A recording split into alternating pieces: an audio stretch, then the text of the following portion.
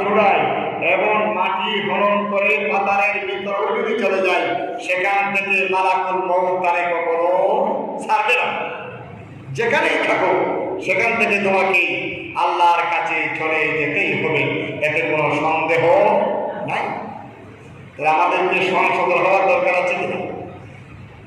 এই কোরআনে কারীমের আয়াতে কারীমার আলোকে আল্লাহ পাক এবং আল্লাহর নবী যা বলেছেন ওইগুলো থেকে আমাদেরকে সংশোধন হওয়া দরকার আছে, কারণ মৃত্যু কাউকে ছাড়বে না। আমরা তো এটা বিশ্বাস করে না, অথচ আল্লাহ কোরআনে বলতে বলেন মিনহা খালাকনাকুম ওয়া ফিহা নুঈদুকুম ওয়া মিনহা নুখরিজুকুম তারাতান উখরা। এটা আমরা কথা বলি, খবরে দেওয়ার সময় তো বলে না মিনহা খালাকনাকুম। এই মৃত ব্যক্তি শুনে রাখো, তোমাকে এই মাটি থেকে সৃষ্টি করা হয়েছে। ওয়া ফিহা নুঈদুকুম, তোমাকে এই মাটির ভিতরে ঢুকিয়ে দেওয়া হচ্ছে। ওয়া মিনহা নুখরিজুকুম তারাতান উখরা, পরবর্তী সময়ে তোমাকে আল্লাহ পাক রব্বুল আলামিন একটা জীবন দিয়েছে, হায়াত দিয়েছে। 40 বছর, 50 বছর, 65 বছর, 80 বছর, 90 বছর এই হায়াত তোমাকে দিয়েছে।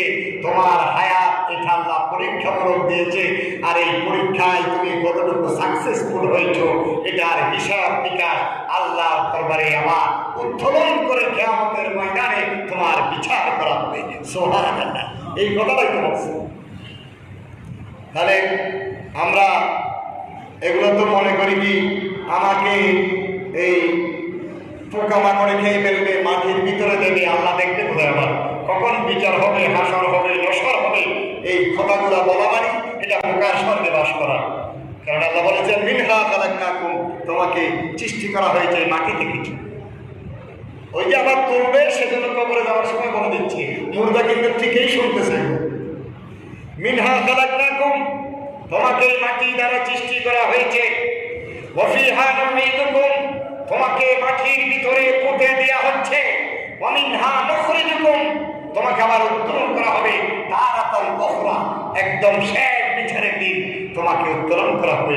সুবহানাল্লাহ, কোরআনে কারীমের মধ্যে আল্লাহ এই কথাটা মৃত মানুষ কবরে যাওয়ার সময় আমরা একটা বলে থাকি, কিন্তু এগুলো আমাদের শিক্ষার জন্য কোরআনের মধ্যে এনে দিয়েছেন, যাতে আমাদের জীবনটা সুন্দরভাবে আমরা পরিচালনা করতে পারি।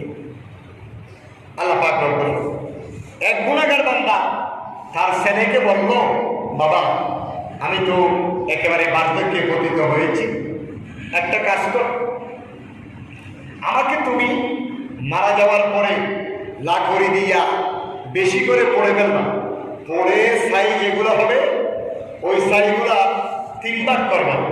1 ভাগ ফেলে দেবা জঙ্গলে, আর 1 ভাগ ফেলে দেবা খোলা আকাশের মধ্যে উড়িয়ে দেবা, আর 1 ভাগ সমুদ্রের মধ্যে ফেলে দেবা। আল্লাহ আমার আর খুঁজে পাবে না। একটা গুনাহগার বদকার ব্যক্তি তার ছেলেকে ওসিয়ত করে যাচ্ছে, কিতাবের মধ্যে সুন্দর করে রেখেছে কথাটা। বললো কি বাবা, আমি তোমাকে একটা ওসিয়ত করে যাচ্ছি। বলো কি বাবা বলেন? বললো আমি মৃত্যুবরণ করার পরে আমাকে পড়ে ফেলবা, একেবারে ছাই করে ফেলবা, আর ছাইগুলোকে 3 ভাগে ভাগ করবা। 1 ভাগ তুমি সমুদ্রে নিক্ষেপ করবা, আর 1 ভাগ বাতাসে উড়িয়ে দেবা, আর 1 ভাগ পাহাড়ের মধ্যে দেবা, যাতে আল্লাহ আমাকে কি করতে পারে, ধরতে না পারে। মারা যাওয়ার পরে ছেলের দিকেই সেটা করবো। ওই সমুদ্রের মধ্যে তার ছাইগুলো বাঁচতেছে, কি করতেছে, বাঁচতেছে। আল্লাহ বলেন ও ছাই কোন, সাথে সাথে ফায়াকুন, ওই সমস্ত ছাইগুলো একত্রিত হয়ে পানির মধ্যে দাঁড় করাই রাখছে। সে বলল কিরে আমি এখানে কেন, আমাকে তো পড়ে দেওয়া হয়েছে, আবার আসলাম কেন? সেই দৌড় মেরে চলে গেছে খৈয়ের থানার ভিতরে, সেখানে পুলিশে পাইছে। অর্থাৎ বয় যার বয়ে সে চলে যায় তাকে আবার তারা ধরে, বোঝা গেছে? তাহলে আল্লাহ বলছে যে তুমি যদি যেখানেই থাকো না কেন, আমার মালাকুল মউতকে আমি এত প্রবাহ দিয়েছি আজরাইল ইসলাম, তোমাকে সেখান থেকেই ধরে তোমার জান কব্জ করে নিয়ে আসবে। সুতরাং সেখান থেকে যাওয়ার কোনো সুযোগ নাই, কারণ জীবন দাতাকে আল্লাহ, মৃত্যুদাতাকে আল্লাহ। কুলিল্লাহুম্মা মালিকাল মুলক তুতিল মুলকা মান তাশা আল্লাহ যা ইচ্ছা তা করতে পারে। অত ইজ্জমান তাশা অত জিল্লমান তাশা বিয়াদিকাল খায়র ইন্নাকা আলা কুল্লি শাইইন কাদির। সবকিছু তো আল্লাহ পাক রব্বুল আলামিনের হাতেই আছে। তুমি যাবা কোথায়? হযরত ঈসা নবী আলাইহিস সালাতু ওয়াস সালামের যুগে একটা সুন্দর যুবক একটা কবরস্থানের পাশে, কাঁচা একটি কবরের পাশে বসে বসে কাঁধে ডুবিয়ে ডুবিয়ে কান্না করতেছে। ঈসা নবী পার দিয়ে যাচ্ছে। ঈসা আলাইহিস সালাম বলল, বাবা তুমি কাঁদো কেন? যুবক এত সুন্দর সুদর্শন ছেলে, তুমি কাঁদো কেন? বলে, হুজুর আমার একটা ঘটনা আছে। কি? হুজুর আমার কোনো সন্তান সন্ততি কেউ নেই, মা বাবাও নাই। ঘরের মধ্যে আমার একটা স্ত্রী ছিল, স্ত্রীটা আল্লাহ পাক রব্বুল আলামিন নিয়ে গেছে। এটা আমার স্ত্রীর খবর। এখন আমি আমার স্ত্রীকে ছেড়ে একা ঘরের মধ্যে কিভাবে থাকবো, সেই জন্য আমি কাঁদতেছি। ঈসা নবী বললেন, তাই নাকি? বলে, হ্যাঁ হুজুর, যদি তোমার স্ত্রীকে যদি আমি জীবিত করে দিই তাহলে তুমি খুশি হবা? বললো, খুশি হবো মানে? অবশ্যই খুশি হব। পৃথিবীতে আমার আর কিছু দরকার নেই। এটা বলার পরে কবরের মধ্যে ঈসা রূহুল্লাহ কবরের মধ্যে হাত দিয়ে বললেন, কুম বিইজনিল্লাহ, তুমি আল্লাহর নির্দেশে কি হয়ে যাও, জীবিত হও। জিন্দা হয়ে কবর থেকে সুন্দর একজন তরুণী রূপসী কন্যা সেখান থেকে কবরকে ফেটে উপরের মধ্যে উঠে গেল। উঠে স্বামীকে দেখে জড়িয়ে ধরল। সুবহানাল্লাহ বলেন। এটা কোন যুগে? ঈসা আলাইহিস সালামের। হযরত নবী ঈসা কালিমুল্লাহ রূহুল্লাহ ওই মহিলার কবরের মধ্যে হাত রেখে যখন বলল কুম বিইজনিল্লাহ বলতে দেরি, ওই যুবকের সহধর্মিনী খবর পেটে এই সুন্দর মহিলাটি খবর পেটে উঠে তার স্বামীকে জড়িয়ে ধরল। এবার স্বামী স্ত্রী দুইজন একজন আরেকজনকে পাওয়ার পরে এত বেশি খুশি হয়েছে, মনে হয় যেন পুরা পৃথিবী যদি তার হাতের মধ্যে দেওয়া হয় পৃথিবীর চেয়েও আরো বেশি আনন্দিত হয়ে যায়। খুশি হবে না? এখন বলো, বাবা এবার তোমার স্ত্রীকে আল্লাহ পাক রব্বুল আলামিন আমি নবীর মুজিজার মাধ্যমে জীবিত করে দিয়েছি। এবার তুমি তোমার স্ত্রীকে নিয়ে চলে যাও। স্ত্রীকে নিয়ে কোথায় গেল? বাসার মধ্যে চলে গেল। বলো, ঘরের মধ্যে খাবার নাই, চাল নাই, ডাল নাই, কিছুই নাই।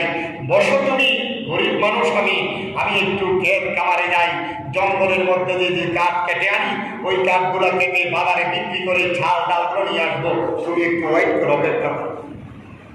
এখন স্বামী গেছে কোথায়? জঙ্গলে। কিসের জন্য? কাঠ কাটার জন্য, গাছবাছগুলো কাটবে আর কি। কিন্তু স্ত্রী এদিকে আছে, খুবই সুন্দরী, ফাঁস দিয়ে একটা রাজপুত্র সেদিকে যাচ্ছে। রাজপুত্র মেয়েটিকে দেখে বলল, তুমি কি ঘরের বাসিন্দা? বলে, হ্যাঁ। তো তুমি এত সুন্দর একজন রূপসী কন্যা, তোমাকে তো এই ঘরের মধ্যে মানাই না। আমি হলাম এই দেশের বাদশার ছেলে, আমার ঘরের মধ্যে তোমাকে ভালো মানাবে। তোমাকে স্বর্ণ গয়না কাপড় চোপড় যা লাগে সব কিছু আমি দেব। চলো আমার সাথে আমার ঘরে চলে যাই, তোমাকে রাজপুত্রের এই স্ত্রী হিসেবে তোমাকে সেই তত্ত্বের মধ্যে আমি বসিয়ে রাখবো। মেয়েরা তো যেই ডালে যায় সেই ডালে, বুঝতে পারছে? যেই ডালে যায় সেই ডালে আপনি যত কিছু করেন, কাপড় আনেন, চোপড় আনেন, এইটা করেন, ওইটা করেন, তারপরেও পরবর্তী সময়ে বলবেন সেটা আমার স্ত্রীর কথাও বলতেছি, সবার কথা। আপনি আমার কি দিচ্ছেন? এই গোসলের মধ্যেও একটা শাড়ি দেননি, মেয়েদের হিসেবে এটা আছে প্রায় এরকমই থাকে। ধরো এইটা তাদের হাসিও, এটা তাদের দোষ নয়, এদেরকে এইভাবে সৃষ্টি করা হয়েছে। এখন রাজপুত্রের কথাগুলো শুনে ওই মেয়ে খুবই কি হয়ে গেল, আসক্তি হয়ে গেল। বললো, ঠিক আছে আপনার সাথে চলে যাবে। দেখছেন এই চলে যাওয়াটা এখন আছে না? স্বামীর ঘর করেছে, 2 মায়ের সন্তান আরেকজনের সাথে চলে গেছে। নাউযুবিল্লাহ বলেন, আছে কিনা? রাজপুত্রের ছেলের সাথে যে যুবক ঈসা রূহুল্লাহ আলাইহিস সালাতু ওয়াস সালামের সাথে জীবিত করালো, কবর থেকে উত্তোলন করলো, রাজপুত্রের সাথে ওই মেয়ে চলে যায়। সে লোভের বশীভূত হয়ে রাজপুত্রের সাথে চলে গেল। চলে যাওয়ার পরে তাকে গোসল স্নান যা কিছু করানো হয় সব কিছু শেষ করে কাপড় চোপড় পরিধান করে স্বর্ণ ছোলাছাদি ভরপুর করে দিয়ে রাজপুত্রের চেয়ারের মধ্যে বসিয়ে রাখা হয়। কোথায়? ওখানে রাখা হয়েছে। ওই বেড়া ওই জঙ্গল থেকে কাঠ কেটে চাল নিয়ে ডাল নিয়ে বস্তা বেঁধে গরিব মানুষ ঘরের মধ্যে এসে দেখে স্ত্রী নাই। এটা কোন যুগের কথা বলতেছি? তাওরাতের কথা, ঈসা রূহুল্লাহর যুগের কথা বলতেছি। এখনো তো চলতেছে নবীর যুগে, নবীর উম্মতের মাঝেও আছেন আছেন। এবার ঘরের মধ্যে আসে বলেন, আমার স্ত্রী কোথায় গেল? এখন রান্না বান্না করার সময় হয়েছে, আমি চাল ডাল সব কিছু নিয়ে আসলাম, স্ত্রীকে পাওয়া যায় না। চতুর্দিকে ডান দিকে বাম দিকে সব জায়গায় পাড়াপড়শির কাছে খোঁজ নেওয়ার পরেও তার পাওয়া যায় নাই, কেউ দেখে নাই। এখন সে কারণ কি, তার ঘরের সামনে যে ঘোড়ার যে পায়ের ঝড় পড়েছে, চিহ্ন পড়েছে, পায়ের চিহ্ন দেখে দেখে চলে গেল ঘোড়ার পায়ের চিহ্ন। ঘোড়ার পায়ের চিহ্ন দেখে চলে যাওয়ার পরে দেখা গেল ওই রাজ সিংহাসনের মধ্যে তার স্ত্রী একেবারে অনেক স্বর্ণ মুদ্রা তার গায়ের মধ্যে আছে, স্বর্ণ ছোলাছাদি দিয়া সুন্দর পোশাক পরে সেখানে বসে আছে। স্বামী গিয়ে বললো, স্ত্রী আমি তোমাকে খুঁজতেছি, তুমি এখানে কেন আসলা? বলো, তুমি কি? আমি তো তোমাকে চিনি না। কি বলছে? আমি তোমাকে চিনি না।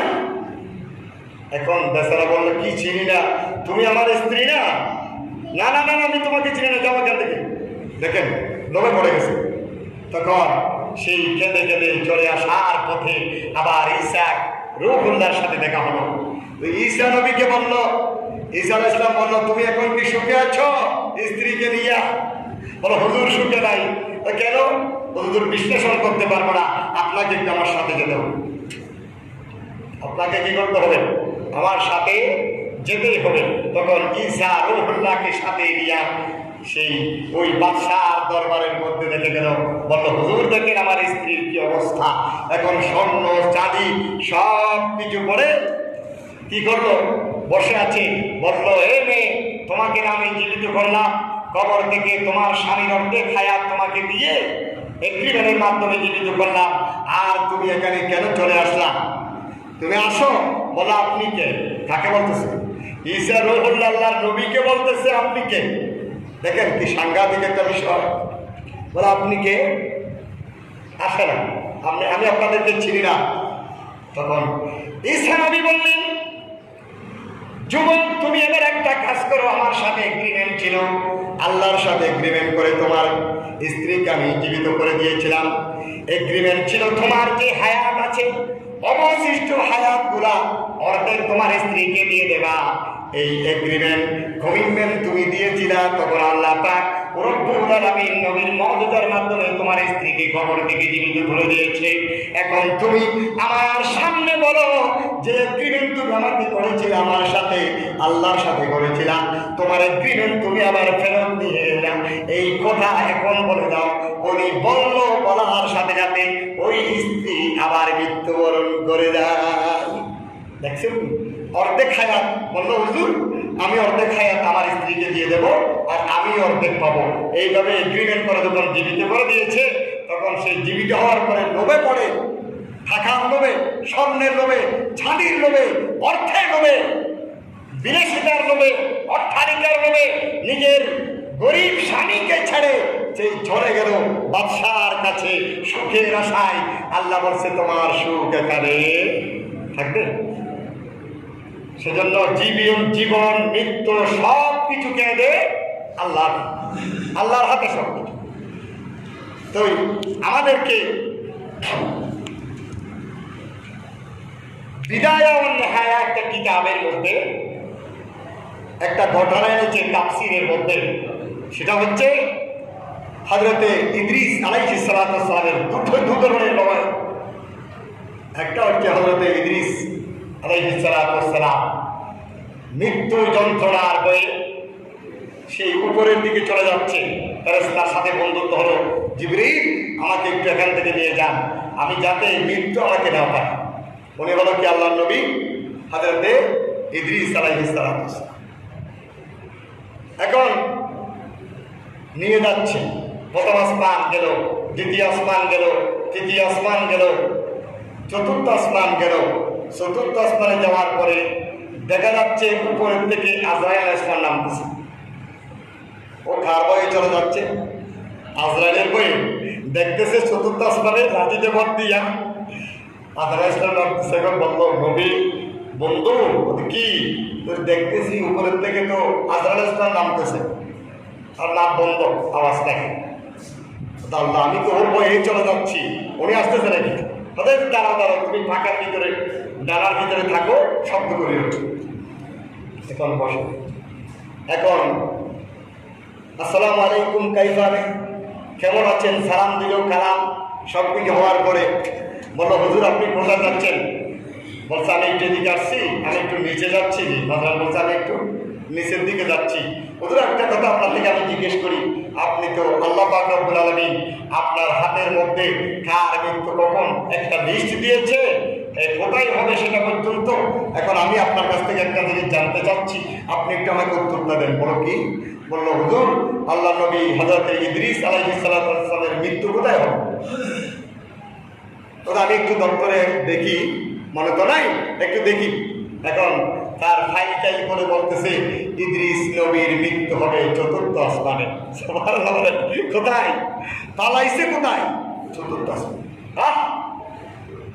এবার কাঁপাকাঁপি আরম্ভ করে। কাঁপাকাঁপি যখন আরম্ভ করে, এই ভাই দিলে আপনি কাঁপতেছেন কেন? বলে না না এমনি গায়ে জ্বর আসছে নাকি? না এমনি কাঁপতেছে। এখন আল্লাহ ইসলাম চলে গেল, নিচে নেমে গেল। নিচে যাওয়ার পরে এখন বলতেছে, ভাই আর কোনো সমস্যা নাই, আমাদের সংখ্যা কেটে গেছে, আমরা এখন উপরের দিকে চলে যাব। কি বলো? আমরা উপরে চলে যাই। এখন দেখি কথাবার্তা আর বলে না, ফাঁকার ভিতরে কথা আর বলে না। বললো, ভাই কিরে আমি তোমার সাথে কথা বলি, তুমি কথা বলো না কেন?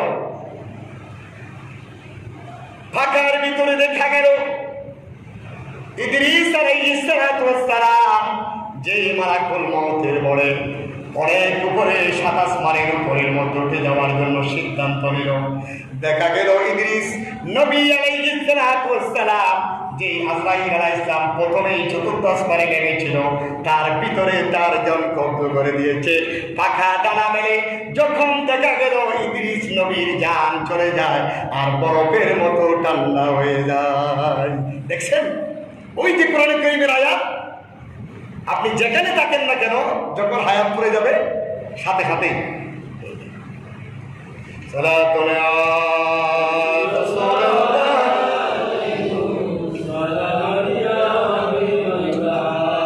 আর ইদ্রিস আলাইহিস সালামকে আল্লাহ পাক রব্বুল আলামিন এত বেশি মর্যাদা দিয়েছেন। ওনার একটা মর্যাদা ছিল, যদি কোনো মানুষকে সেই ভবিষ্যৎ কোনো বাণী বলতো সেটা 100% সত্য হয়ে যেত, এমন একটা মর্যাদা। এত বেশি ইবাদতি ছিল ইদ্রিস আলাইহিস সালাম। এত বেশি ইবাদত করতে আল্লাহ বলে, ইদ্রিস পুরো পৃথিবীর মানুষ একদিনে সারা পৃথিবীর মানুষ যত ইবাদত করে আমি আল্লাহ পাক রব্বুল আলামিন তোমার আমলনামায় সমস্ত পৃথিবীর মানুষের ইবাদতের সওয়াব তোমার আমলনামার মধ্যে দিয়ে দেব। সুবহানাল্লাহ, সমপরিমাণ সওয়াব। এত বেশি ইবাদত করত। আর ইদ্রিস নবী আলাইহিস সালামের ইবাদত দেখে ফেরেশতারাও কি ঈর্ষান্বিত হলেন, কি এত ইবাদত কেমনে করে? তার ইবাদত দেখে ফেরেশতারাও তার সাথে বন্ধুত্ব করতে চাইল। ফেরেশতারাও কি দেখতো, আরেক রবাই বলতেছি, একটা দেখো জানার ভিতর কাজ শেষ, আরেক রবাইদের মধ্যে আরেক ধরনের লিখছে, বুঝছেন? এটা একটু শোনাচ্ছি। তো বলছে কি, এই ঈর্ষান্বিত করতেন, এত বেশি ইবাদত করতেন ইদ্রিস নবী। আল্লাহ পাক রব্বুল আলামিন বললেন, উযকুর ফি কিতাব ইদ্রিস ইন্নাহু কানা সাইয়্যিদা নবিয়্যা। আল্লাহ নবী কে আল্লাহ পাক রব্বুল আলামিন বলছে, হে রাসূল আপনি আপনার উম্মতদেরকে ইদ্রিস নবীর কাহিনী শুনুন। কেন? আমি আল্লাহ পাক রব্বুল আলামিন সিদ্দিকান নবিয়্যা, অর্থাৎ তারে আমি এত বেশি সত্যবাদী এবং সুস্পষ্ট উত্তম নবী হিসেবে বানিয়েছি, সম্মান দিয়েছি। সুবহানাল্লাহ, এত বেশি সম্মান দিয়েছে আল্লাহ পাক। আপনি ইদ্রিস নবীর কথাগুলো সাহাবীদেরকে শোনান, সাহাবীরা যাতে সেখান থেকে শিক্ষা নিতে পারে। এত বেশি ইবাদত উনি করতেন।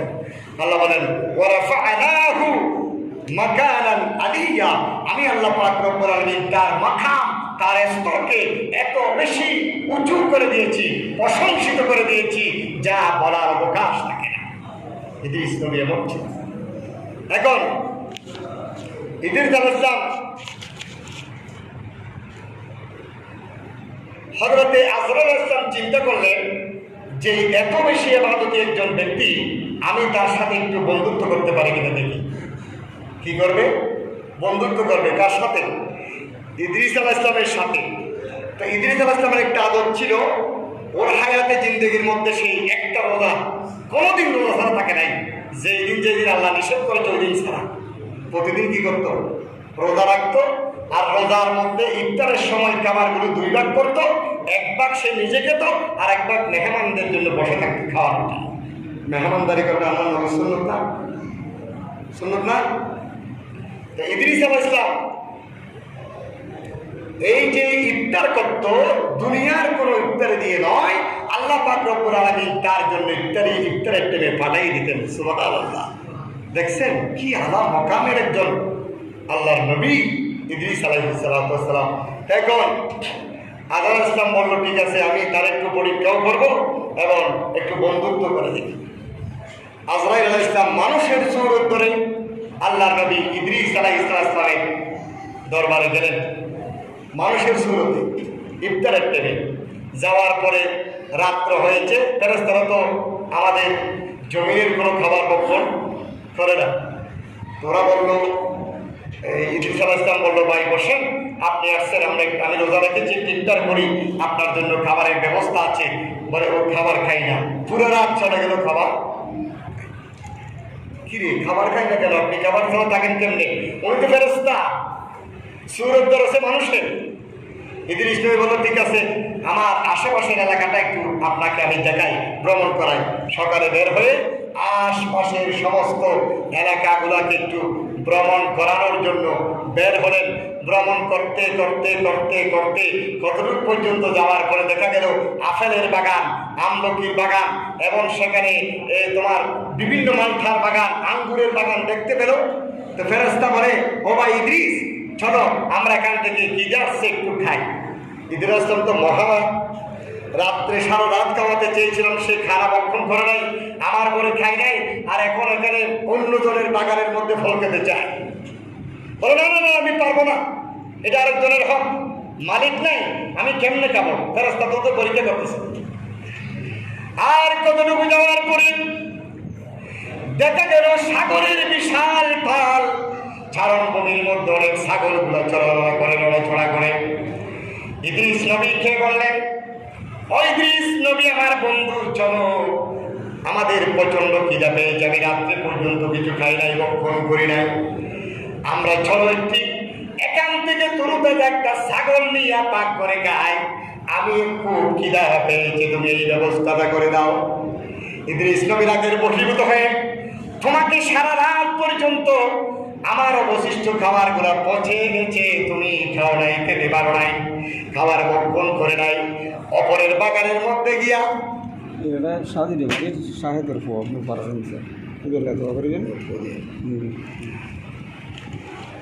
আমি এত কথা বলার পরে আপনি আমার কোনো কিছু ভক্ষণ করলেন না, খেলেন না, পরের বাগানের মধ্যে খাবারের জন্য আমাকে আপনি কাকুতি বিনতি করে বলতেছেন, আবার অপরের হকের উপর আপনার নজর পড়েছে। আমি একজন আল্লাহর নবী, ইদ্রিস আলাইহিস সালাম পৃথিবীর মানুষকে শিক্ষা দেওয়ার জন্য আল্লাহ পাক রব্বুল আলামিন আমাকে পাঠিয়েছে। সুতরাং আমার পক্ষে অপরের কোনো খাবার ভক্ষণ করা সম্ভব নয়। বলে আমি খেতে পারবো না। এখন এইভাবে 3 দিন যাওয়ার পরে আজরাইল ইসলাম বলতেছে, না, এইভাবে চললে তো হবে না, তাকে আমার পরিচয়টা আমি দিয়ে দিই।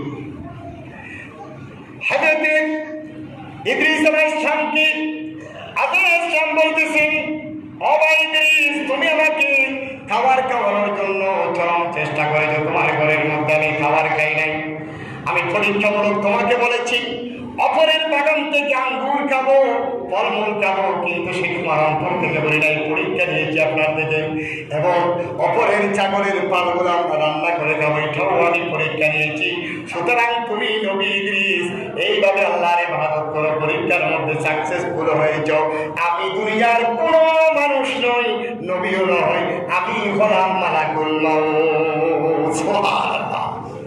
ইদ্রিস নবী বলে, মালাকুল মউত, তুমি আমার কাছে কেন আসলা? আমার জান কি কবজ করবে নাকি? বলে না, আপনার জান কবজ করার জন্য আসি নাই, আপনার ইবাদতের উপর আমার এত বেশি শান্তিত হয়েছে।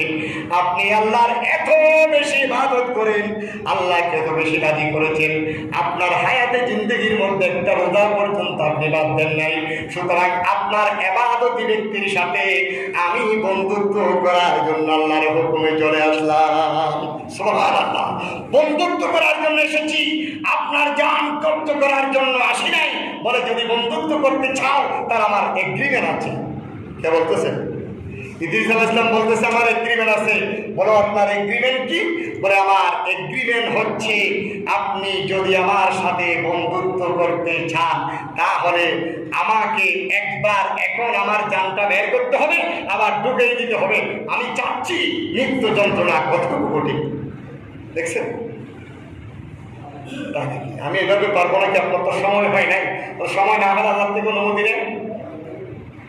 আল্লাহর দরবারে আজরাইল আলাইহিস সালাম পরিণত করলেন, রব্বুল আলামিন আপনার ইবাদতি নবী ইদ্রিস আলাইহিস সালাম আমার কাছে এগ্রিমেন্ট করেছে, আমি যদি তার সাথে বন্ধুত্ব করতে চাই, তার সাথে যদি বন্ধু হতে চাই, তার এগ্রিমেন্টগুলো আমাকে পূরণ করতে হবে। আল্লাহ বলল, কি এগ্রিমেন্ট তোমাকে দিয়েছে? বলল, আমি নাকি প্রথমে তাকে জান কবজ করতে হবে, আর তাকে আবার জানটা কবজ করার সাথে সাথে আবার ঢুকিয়ে দিতে হবে। আল্লাহ বলল, ঠিক আছে, এই কাজটা করো তুমি। আল্লাহর হুকুম পাওয়ার পরে আল্লাহর নবী ইদ্রিস আলাইহিস সালামকে আজরাইল এভাবে চুবুল মেরে ধরে আজরাইলের ভিতর থেকে তার জানটা বের করে নিল ইদ্রিস আলাইহিস সালামের। আর বের করার পরপরই সাথে সাথে আবার প্রবিষ্ট করে দিল। এখন বলল, নবী ইদ্রিস, তুমি আল্লাহর এত বেশি ইবাদত করতা, আল্লাহ তোমার উপর কোরআনে কারীমের আয়াতে কারীমা নাযিল করেছে, করবে, এবং তাওরাতের মধ্যেও তোমার অজস্র কথাবার্তা এখানের মধ্যে আমরা দেখতে পেলাম। এখন মৃত্যুর স্বাদ কত ভয়ানক, কত মিষ্টি স্বাদ তুমি পেয়েছো, আমাকে একটু বলো। কে বলতেছে?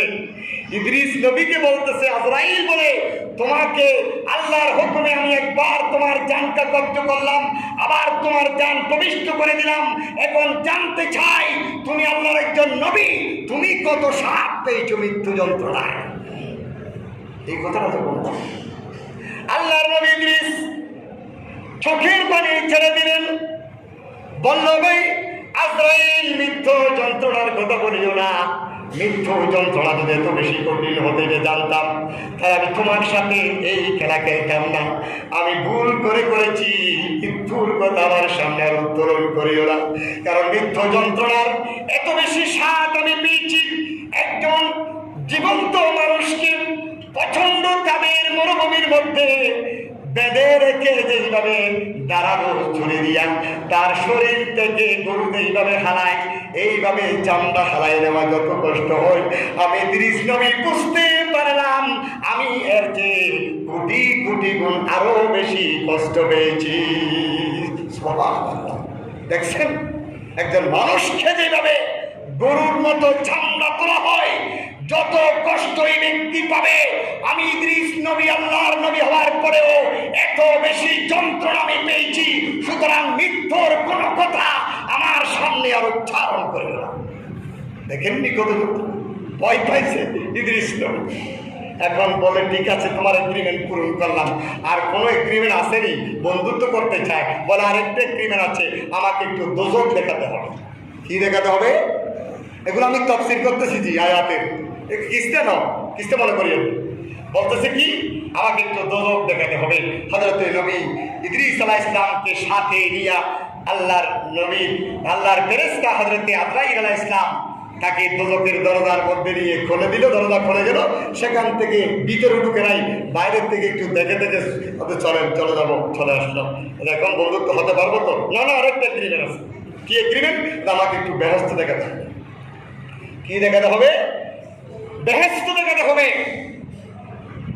হযরত নবী বলেন তোমার সাথে আরেকটি এগ্রিমেন্ট আছে, সেটা হচ্ছে আমাকে বেহেশত দেখাতে হবে। আর বেহেশত দেখার পরে সব কিছু এগ্রিমেন্ট পূর্ণ হবে, তখন আমি নবী ইদ্রিস আলাইহিস সালাতু ওয়াস সালাম তুমি মালাকুল মউতের সাথে অন্তরঙ্গ সম্পর্ক গড়ে তুলে নেব। বলে কি আরেকটি? বলে কি বেহেশত দেখবে নাকি? বলে হ্যাঁ। তখন তাকে বেহেশতের মধ্যে নিয়ে যাওয়া হলো। আর বেহেশতের নিয়ে যাওয়ার পরে দরজার মধ্যে জুতাগুলো রেখে ইদ্রিস নবী আলাইহিস সালাতু ওয়াস সালাম বেহেশতের ভিতর ঢুকলো। আর বেহেশতের ভিতর ঢুকার সময় এগ্রিমেন্ট দিয়েছে আল্লাহ, এই বললো ঠিক আছে আপনি তো বেহেশতের মধ্যে ঢুকবেন, তবে বেহেশতের ভিতরে থাকতে পারবেন না, দেখে পরিদর্শন করে আবার চলে আসতে হবে, আমার সাথে এগ্রিমেন্ট করেন, ওয়াদা করেন। বলো ঠিক আছে আসবো। এখন বেহেশত থেকে কেউ বেরোতে চায়? সালাতুন ইয়া রাসূলুল্লাহ আলাইকুম।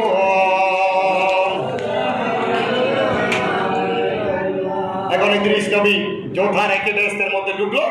ঢুকার পরে সব কিছু পরিদর্শন করে আল্লাহ নবী তো ওয়াদা ভঙ্গ করতে পারবে না। উনি বলেছে ঠিক আছে আমি যে ওয়াদা করেছি এই ওয়াদাটা পূরণ করি। সেখান থেকে আবার ইদ্রিস আলাইহিস সালাতু ওয়াস সালাম দরজার মধ্যে এসে ওই যে জুতা রেখে গিয়েছিল জুতাগুলো আবার করে ভাই আপনার কথা মতো আমি চলে আসলাম। দরজায় এসে আবার জুতাগুলো পরে ভিতরে এমন দূর দিছে, সেখানে যাওয়ার পরে আর এখন দরজা বন্ধ করেছে। বলো ভাই ভাই ইদ্রিস বন্ধু দোস্ত আসো আসো, বেরিয়ে যাও বেরিয়ে যাও।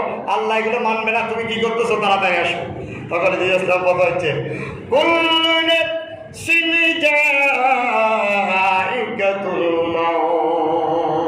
বলল পৃথিবীর সমস্ত মানুষ যত সৃষ্টি যাদের কাছে জান আছে আল্লাহ পাক রব্বুল আলামিন সকলকে এমনভাবে সৃষ্টি করার পরে আবার বলে দিয়েছে এমন কোন প্রাণী পৃথিবীতে থাকতে পারবে না, মৃত্যুর স্বাদ সবাই একবার গ্রহণ করতে হবে। সুতরাং আমি একবার মৃত্যুর স্বাদ গ্রহণ করেছি। একবার করে নাই, ফতোয়া দিয়ে দিয়েছে। অথচ জান্নাত থেকে বেরোও না, অত ফতোয়া শুনেন কোরআন আয়াত বলতে কি জান্নাতু তাজরি মিন তাহতিহাল আনহার খালিদিনা ফিহা আবাদা। আল্লাহ পাক রব্বুল আলামিন বলেন সমস্ত মানুষকে আগে জান্নাতে নেওয়ার পূর্বে সমস্ত মানুষগুলাকে কিয়ামতের ময়দানে আল্লাহ পাক রব্বুল আলামিন জাহান্নামগুলো পরিদর্শন করাবেন। জাহান্নাম প্রথমে দেখাবেন, জাহান্নাম দেখার পরে তারপরে জান্নাতের মধ্যে নিয়ে যাবেন। আল্লাহ বললেন জান্নাতে যারা একবার সচক্ষে দেখেছে, জান্নাতের ভিতর প্রবেশ করতে পেরেছে, তারা জিন্দেগি তার জান্নাত থেকে বের হওয়ার সুযোগ নাই। সুবহানাল্লাহ বলেন। হযরত ইদ্রিস নবী আলাইহিস সালাতু ওয়াস সালাম বললেন ও ফেরেশতা কোরআনুল কারীমের আয়াতের কারীমের মধ্যে এই কথা যারা আছে যারা জান্নাতের মধ্যে একবার ঢুকবে তারা আর বের হবে না। প্রথমেই দুজক দেখানো হবে, আমি দুজকটাকে পরিদর্শন করেছি, দ্বিতীয়বার জান্নাতে আসলাম, তোমার সাথে ওয়াদা করেছি জান্নাত থেকে বের হয়ে আমি বের হয়েছি, দেখা করার পরে যতই আবার প্রবেশ করেছি, প্রবেশ করার পরে জান্নাত থেকে যাওয়ার কোনো সুযোগ নাই। এটা হচ্ছে আল্লাহর হুকুম। সুবহানাল্লাহ। তার এই ইদ্রিস আলাইহিস সালাম জান্নাতের মধ্যে এইভাবে ঢুকে গেছে। আল্লাহ পাক রব্বুল আলামিন আজকের আয়াতে কারীমের আলোকে আমার আগামী জুমাতেও এই আলোচনার বিশাল আলোচনা আসবে। আপনাদেরকে এই মৃত্যুর ভয় যাতে আমাদের অন্তরের মধ্যে আসে এই জন্য এই কোরআনে কারীমের আয়াতে কারীমা এনেছেন আল্লামা ইবনে নামাত। আজকের খুতবার মধ্যে এটা এনেছেন, আমি ইবনে নামাত থেকে কম করি, আজকে এটা আনছি এই কারণে এটা বোঝানোর জন্য। তা আল্লাহ পাক রব্বুল আলামিন আমরা সকলকে মৃত্যুর ভয় মৃত্যুর যন্ত্রণা থেকে বাঁচার জন্য আমরা যাতে সঠিক পথে আমাদের জীবনটা পরিচালনা করতে পারি, আল্লাহর ভয় যাতে অন্তরে সৃষ্টি করতে পারি, এই তৌফিক আল্লাহ পাক রব্বুল আলামিন আমাদেরকে দান করুন। আমিন। ওয়া আখিরু দাওয়ানা আলহামদুলিল্লাহি রাব্বিল আলামিন। যারা সুন্নাত পড়েন না শুরু করেন।